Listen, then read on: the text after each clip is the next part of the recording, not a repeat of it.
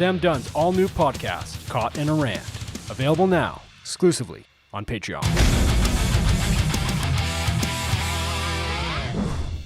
Oi mates, Riley here. Welcome back to Overkill Reviews. Before we get started, hit the like, hit the subscribe, check out the Patreon. I've also been working on my own music stuff lately, so keep your eyes peeled. I'm actually really excited. I'm very excited. We're going to be dropped off at the bottom of the ocean. You're either going to sink, swim, flop, drown. I don't know. I don't care. But either way, it's going to be sick. So let's get into it.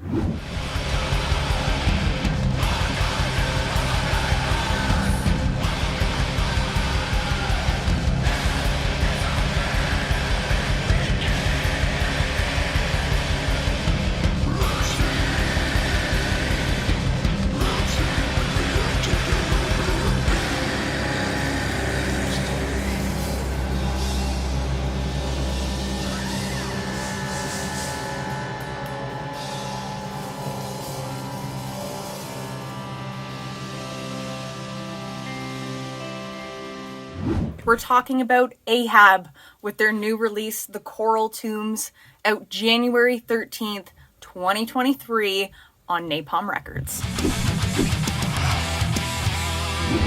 AHAB are a doom band from Heidelberg, Germany, and they just love making briny tunes about like nautical oceanic divinity, but I'd say they're a little bit more extreme than your average doomers.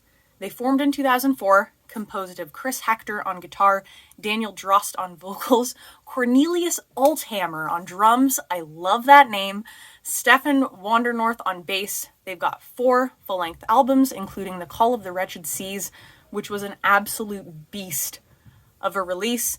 And if you haven't figured out the name relation yet, Captain AHAB is the dude that's sailing around trying to pop off Moby Dick in the Herman Melville series. I cannot even begin to express how big of a boob I am for atmosphere. And when I think of the ocean, I can think of like man-eating sharks. You're gonna need a bigger boat. The deep sea mysteries, giant waves that swallow ships, or I can think of like cutie little turtles and crystal clear turquoise water. I feel like there's this constant juxtaposition and they just capture it perfectly. The first song on the album, Professor Aronnax's Descent into the Vast Ocean, starts off with this big swell and these really, really fun blast beats and this huge chunky breathe, which I can't do. And it feels like the fear of the depths, but then almost suddenly it kind of dispenses into this really soft, slow echoing of notes and these soulful cleans, and it literally makes me want to cry, and I feel like I'm just like drifting at the bottom of a kelp bed, and it's so beautiful. And it begins to get heavy again, but the heaviness is different. It's almost like this fear of the unknown, but you can capture the beauty in it still. And this back and forth between what I feel like the ocean really is under the sea is the sailor's perfect yin and yang. So I think with the balance of that oceanic ambience, it's incorporating this post-rocky like clarity, then the crushing weight of the depths. You have this really pristine juggle between tempo and pacing dynamic. And I think with doom, it's really easy to get lost in this straight line of what is the logical thing to do. We have a heavy riff that just flows as a heavy riff, or a soft riff that just flows as a soft riff. And with that, we can kind of find boredom or we can find predictability, and typically it can be a downfall. On this album, if we break down each song, there is no song that stays the same. There is no song that changes at the same point as the last. And there is no song that is unsuccessful in capturing the ambience. And I think that all has to do with how they break down the tempo and the pacing. And because of that, the tempo and pacings move through this album like soft butter. All of the different aspects they pull, from extreme to doom to rock, it looks like it's tossed around in chaos. But I think it's a very, very well thought out track and riff placement.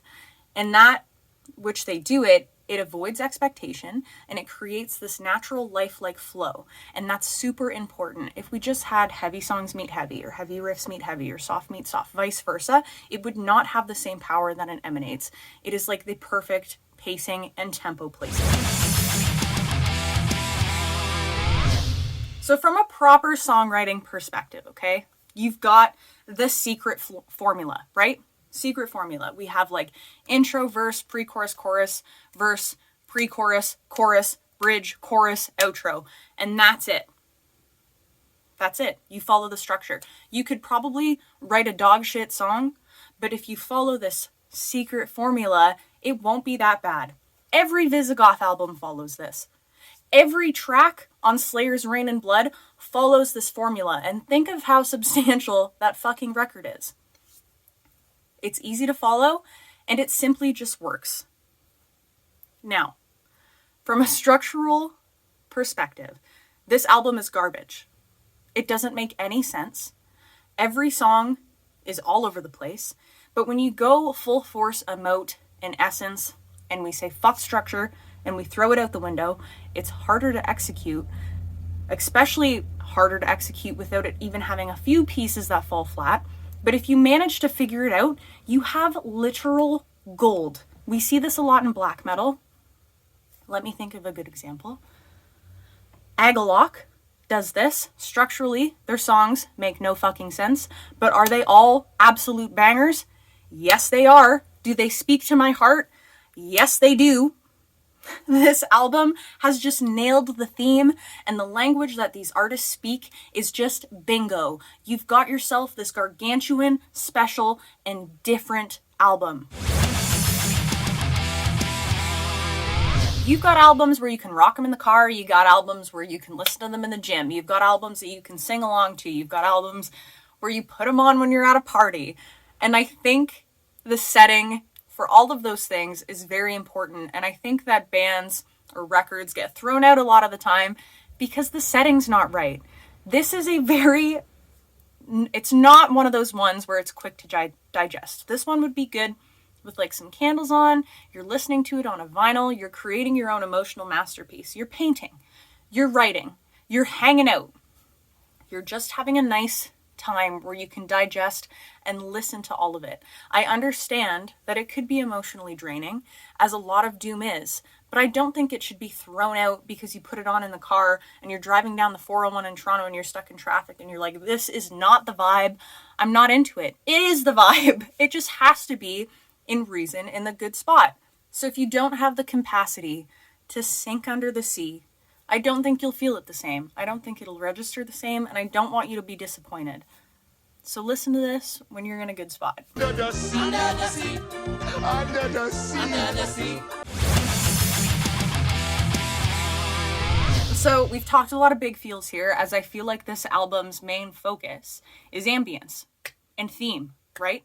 But let's just talk about, feelings aside, the simple perplexities of the fucking band's musicianship and how they incorporate all of these real world elements into how they write and how they execute it. And not to mention Daniel's goddamn vocals.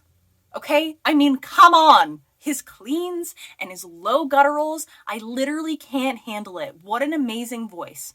It's so overwhelming. It's that good. And when I think about it, he may be my favorite vocalist at the moment, considering I've given this album a listen 3,285 times. He swells, and he compresses, and he screeches, and he growls, and he coos, and he blissfully fucking sings, and man, it's goddamn impeccable. And the production? Fucking chef's kiss. It's perfect. Production? Dear God, it's beautiful. And at the end of it all, I digress. This album is jam-packed with a story, its impeccable musicianship, influence, theme, emotion, ambience, essence, great production, wicked vocals, tranquility, heavy pieces, soft pieces, fast paces, slow waves, lore, motherfucking sea salt. But most of all, it captures the horrors of the deeps, being under the sea. And so I'm going to listen to it again and again and again. This thing is getting a solid 5 out of 5 skulls for me today on Overkill Reviews. Fucking brine me. Aye, 'tis a sugary brine. And with that being said, let's get into my shoutouts. First up, this one's Keep Your Eyes Peeled. This is Raider. They are a thrash band from Kitchener, Ontario. They've got a full length coming out called Trial by Chaos. Keep your eyes peeled. It's gonna be fucking sick. And then I have Schavot from the Netherlands. They have an album coming out January 27th, 2023. It is just some good old one-man black metal.